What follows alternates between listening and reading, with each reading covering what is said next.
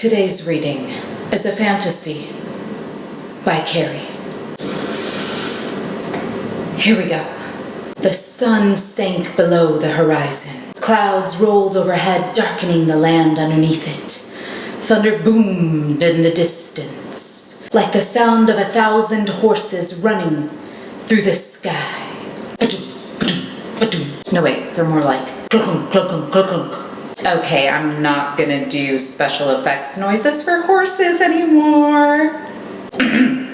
The air was thick with the scent of upcoming rain. It was not the only thing coming. Dun dun dun! 3 dragons landed at the base of a giant tree. They stood on 2 legs. Whew, it is hot up in here.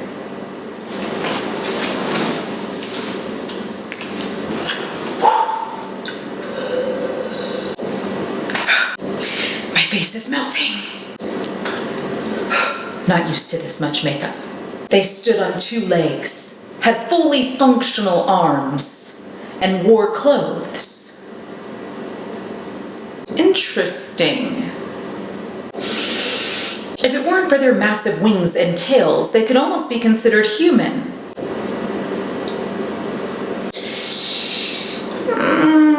Not so sure about that, but we'll see. Maybe. The largest was about 6 meters tall. A human that's 6 meters tall? Very unlikely, but maybe in this world? No, just no. I think like the largest human being in our world is like 9 feet tall. No, like 7 feet or something. I don't know, but definitely not that large. Okay. And golden colored. The smallest was a dark blue with white stripes akin to a tiger. Grrr. He stood at about 3 meters. The last dragon was in the middle, standing at around 5 meters and had a dark green coloration. I don't really like the descriptions of the height. I don't know. It's kind of like, okay, I don't really care how tall they are. It's a little boring, like numbers, math. At least for me, I hate numbers. And I feel like a lot of people who really love to read, they're more into literature, they're more into English, and they also don't like numbers. But not everyone. I can't say everyone. I don't really know. But I'm just assuming most people that really like to read. Edrician.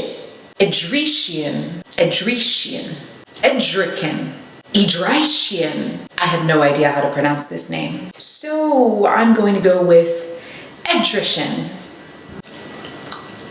Kind of a tongue stumbler. Edrician, the gold dragon said to the green one. Oh yes, they're talking. Okay, hold on. Dragon voice. Edrician, what is it you dragged us out here for? My team was working on an archaeological dig earlier this year. I uncovered a tablet with some strange markings. I figured you two could help me, Edrician responded. Okay.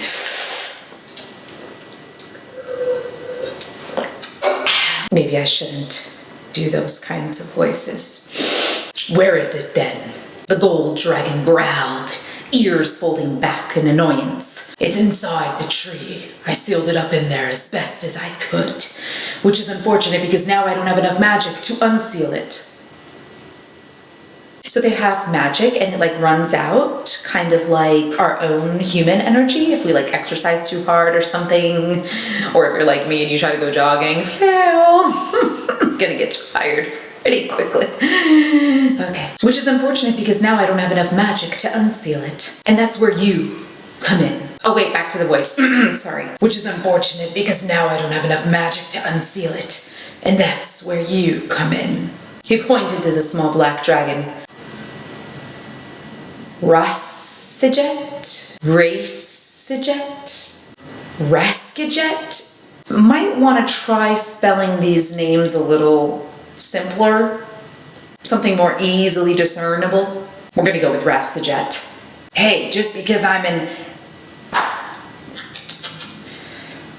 Enascath does not mean I have enough magic to get that thing out, he growled. Get Zin to do it. So getting confused with all these voices. Wait, which one is talking here? Is it The Edrishan guy, or is it Rasajet? Okay, well anyways. I didn't ask you to use magic on it. I know you're not powerful enough to do it either. I was asking you to burn the wood with your shadow breath, Edrishan snarled, unsheathing his claws. These are really rude dragons. They must be family members. There was a moment of silence before Rasajet replied. Oh, okay. So what's Zin doing here?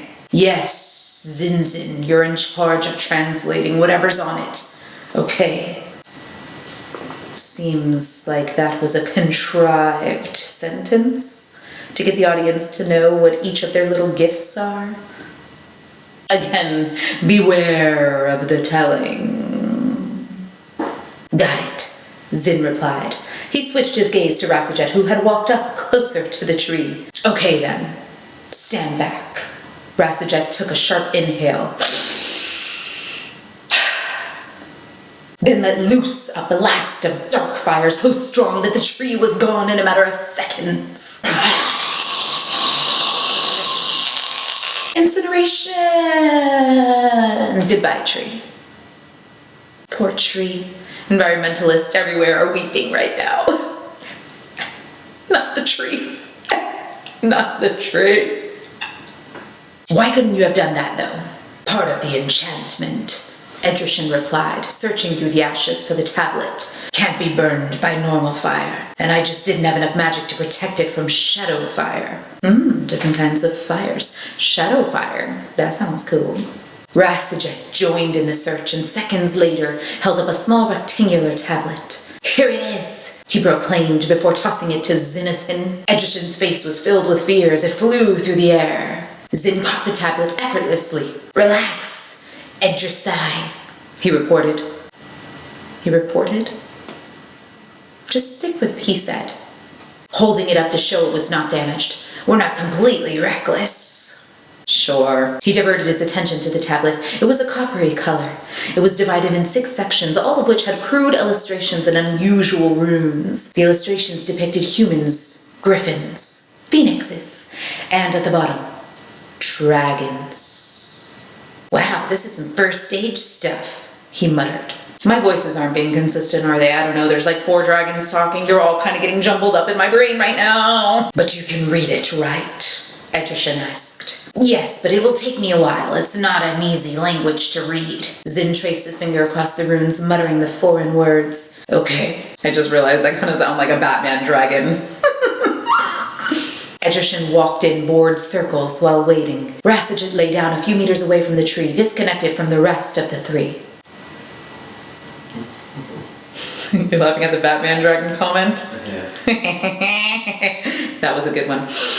Why didn't you tell your supervisors about this? Rasajet asked. You know me, Edrishan replied. I like to have souvenirs. Gotta be careful about that, Rasajet responded. Don't worry. Edrishan was cut off by Zinzin's soft yet harsh growling. Soft yet harsh growling.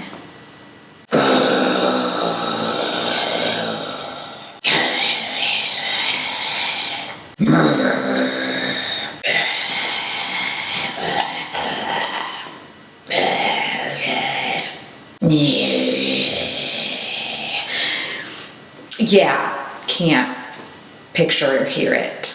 Hey Zin, what's wrong? I'm just sounding more and more like Batman as this is continuing. This isn't right, he growled. This isn't right. Period. His eyebrows furrowed over brightly burning eyes. What isn't? Rasajet stood up and walked slowly towards Zinazin, confusion written all over his face. This text, it says that humans and dragons were once the same, that we're all descended from the Damuskai, the Humanborns. It happened almost 10 millennia ago. He turned to Edrishan. You have to destroy this. Do you realize what would happen to us if anyone found out? No, Edrishan replied, although looking a little concerned and scared. Don't tell it, just show it, girl. Show it. Come on. Did he tremble? He quaked. He jumped. He drew back. Showing is always better than telling because it gives us a picture in our mind. You know what I'm saying? They'll burn us alive. Who said that? Fear made his voice tremble as he said those last words. It was Edrishan? They'll burn us alive. Batman is never afraid. His eyes were wide, silently pleading for Edrishan's help. Oh wait, so that wasn't Edrishan. Confusing. Bressaget's eyes widened, and he walked backwards nervously. See, that's better. Good girl. Showing. Good girl. Then I'm not taking any part in this anymore. You can die if you want, but I still have a few centuries to live. I'm going. With that, he opened his wings and took to the air, beating his wings furiously to get as much distance from the other 2 dragons as possible. Dang, he's a bad friend. He just totally flaked out right now. Choose your friends wisely, dragons. Gosh. A crack of thunder split through the night. A flash of harsh blue light and Bressaget's corpse hit the ground with a thud. Oh, snap. He just totally got struck by lightning by like some angry god of this world or something. Whoa. His body was pockmarked with small, star-shaped burns, evidence of multiple lightning strikes. Poor Bressaget. But then again, he got what was coming to him. You flake out on your friends, you might just have to die. The other 2 dragons looked to the skies to see 5 white dragons flying at top speed toward them. Kaka, the elites! Just replacing an obscenity. Children are welcome here. You got that, parents? You're safe on my site. Edrishan yelled. He looked desperate to run. Desperate to run? I thought he was a dragon. Dragons have legs too. Right. Thanks, hubby. He's so sweet. He's looking so handsome right now. Okay, focus, Natasha. Distractions. But he knew that if he did, he would surely die. So he stayed right where he was, daring not to move a muscle. Well, he's a dragon, actually, so.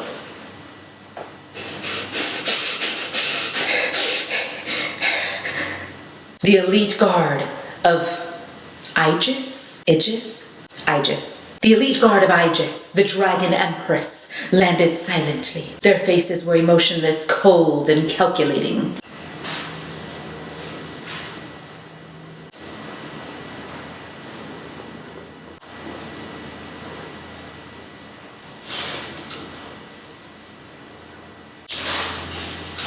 Stop making noise, Jonathan.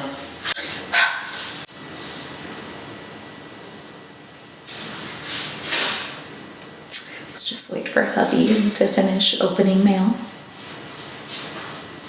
Their red eyes seemed to pierce Edrishan's soul.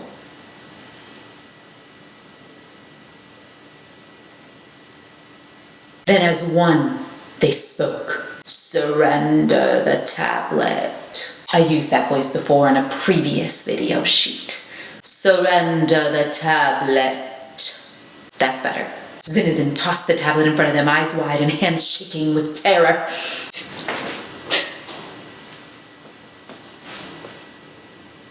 One of the dragons took it in his paws, then walked back to join the circle of his comrades. Not once did their eyes leave the 2 dragons.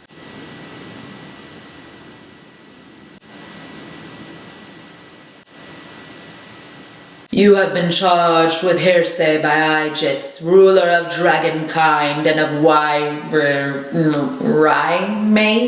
Ruler of dragonkind and of Rhyme. You have been sentenced to death. Then all eyes turned to Edrishan. Except for you, Edrishan, Batman Dragon. I'm just kidding, she obviously didn't say that. Our ruler demands your presence. Wait! No! Vin roared. I wasn't part of this. It wasn't my choice. It was all his. Apparently dragons are really not good friends. Silence, they commanded before one dragon hit him in the chest with a sphere of force. Zinizin was sent hurtling through the air, then crashed on the ground many meters behind Edrishan. Snaps were heard as multiple bones broke. Edrishan looked back and longed to be with his friend in his last moments. Why? Dude just totally sold you out, just like the other dragon. I mean, not a good friend. But apparently Edrishan's a good friend. Okay, awesome. One good dragon friend. Had to be the Batman dragon too. But it was a luxury he could not afford. The elite dragon surrounded him before muttering some words in the language of magic. The green dragon could feel the air around him tightening like hide that was stretched too far. Gross. An electric tingle ran right through him as the incantation was completed.